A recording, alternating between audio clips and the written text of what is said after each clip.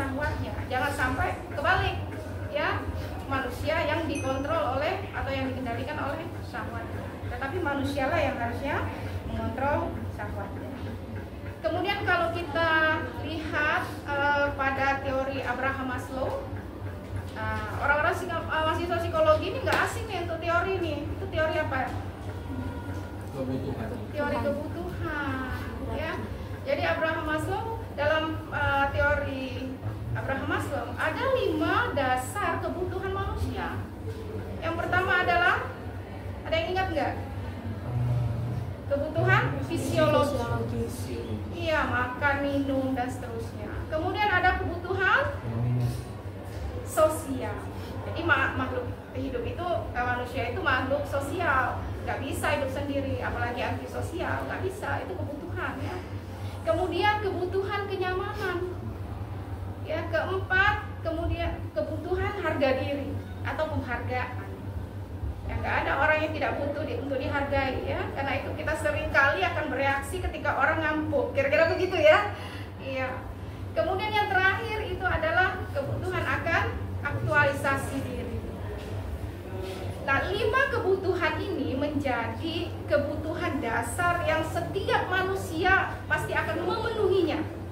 Selama 5 kebutuhan ini tidak bisa terpenuhi oleh manusia, oleh yang bersangkutan, maka akan menimbulkan, ya, tekanan internal pada diri orang tersebut sehingga mempengaruhi perilakunya, ya.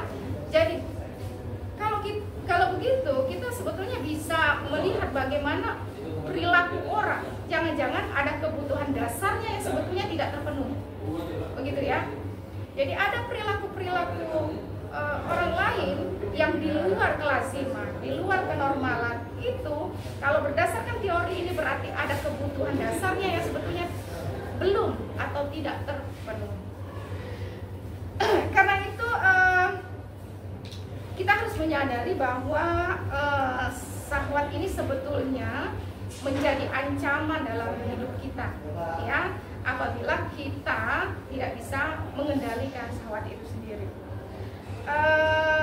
Jangan sampai syahwat itu merugikan kita, ya, merugikan kita.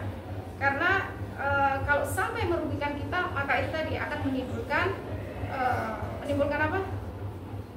Menimbulkan tekanan, ya, tekanan internal, sehingga mempengaruhi perilaku kita. Nah, inilah pentingnya puasa sebagai yang memiliki peran dalam mendidik syahwat. Nah, kalau biasanya misalnya, ya, kita biasa misalnya bergibah, ya, karena ingat bulan puasa akhirnya kita menghindari. Nah, seperti itu, ya. Kemudian bukan ada yang senyum-senyum, ya. Kemudian misalnya kita ingin marah karena kesal terhadap sesuatu, terus kemudian kita ingat bahwa ini kita sedang berpuasa di bulan Ramadan, maka kita berusaha untuk menghindari amarah yang berlebihan. Nah, itu, ya.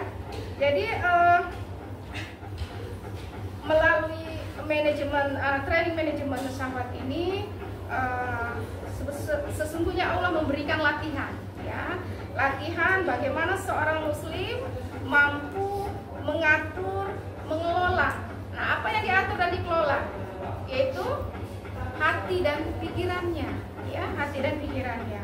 Mana yang baik, yang buruk, gitu kan? Mana yang halal, yang haram, dan seterusnya, gitu, ya.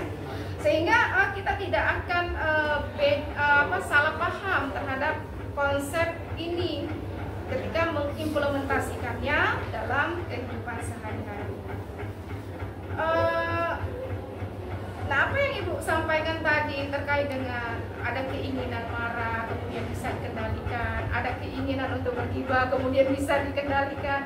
Nah, itu berarti kan latihan-latihan positif, ya, yang terjadi. Tetapi ada yang terjadi sebaliknya, ya. Nah, contoh teranyar saja yang terupdate, ya. Bagaimana seorang dirut Pertamina, nah itu teranyar, ya, berita itu, bukan kita bergibah ini karena kita tidak perlu menyebutkan nama.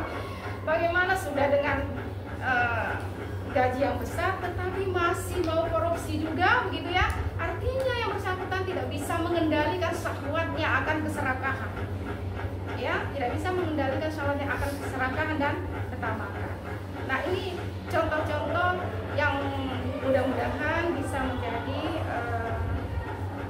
ibrah ya, pembelajaran bagi kita semua. Dan terakhir, mari kita manfaatkan bulan Ramadan ini dengan melatih ya kebiasaan-kebiasaan baik dan melatih untuk menghindari kebiasaan-kebiasaan buruk. Mudah-mudahan bisa menjadi habit ya, habit yang berkelanjutan terus-menerus, bukan hanya pada bulan Ramadan tetapi juga menjadi kebiasaan setelah berakhirnya bulan Ramadan dan sampai bertemunya bulan Ramadan pada tahun